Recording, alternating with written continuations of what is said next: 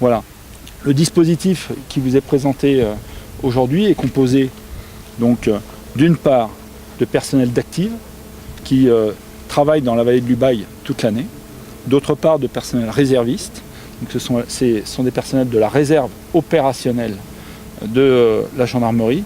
Cette réserve, elle est capable, dans des moments comme nous vivons actuellement, depuis vendredi, de renforcer la gendarmerie départementale, donc pour répondre à une pointe d'activité et la nécessité pour nous de contrôler davantage, d'effectuer davantage de missions. Je commande aujourd'hui un dispositif sur le col de l'Arche avec la présence renforcée de réservistes de la gendarmerie qui constituent une force vive de 25 000 hommes en gendarmerie.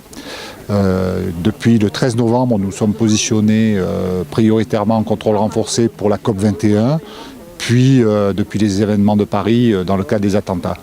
Aujourd'hui, on a mis en place un dispositif, un double dispositif de contrôle dans le sens entrant et sortant de la frontière, avec le renfort également d'un chien de recherche de produits explosifs. La réserve opérationnelle est composée aussi bien d'anciens militaires de la gendarmerie ou des armées qui ont souhaité servir au sein de la gendarmerie, que de personnes qui, ayant un métier par ailleurs, souhaitent, pendant leur temps libre, à l'occasion de vacances ou des week-ends, eh bien, participer à la défense du territoire et à la protection de la population. Dans le civil, je travaille pour le conseil départemental, donc une double casquette. Les motivations, c'est d'abord, bien sûr, et c'est notre deuxième métier, je dirais, de renforcer nos collègues d'active quand besoin se fait sentir. Ça a été le cas encore récemment avec le crash de l'A320, aujourd'hui avec ces problèmes de terrorisme. Et nous sommes particulièrement fiers et attentifs à renforcer nos collègues dans ces conditions, je dirais. L'esprit civique qui nous anime est vraiment présent aujourd'hui.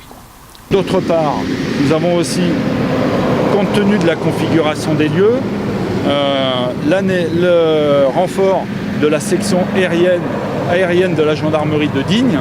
Cet hélicoptère qui donc va travailler encore aujourd'hui a déjà effectué, dans d'autres circonstances, des contrôles sur les frontières.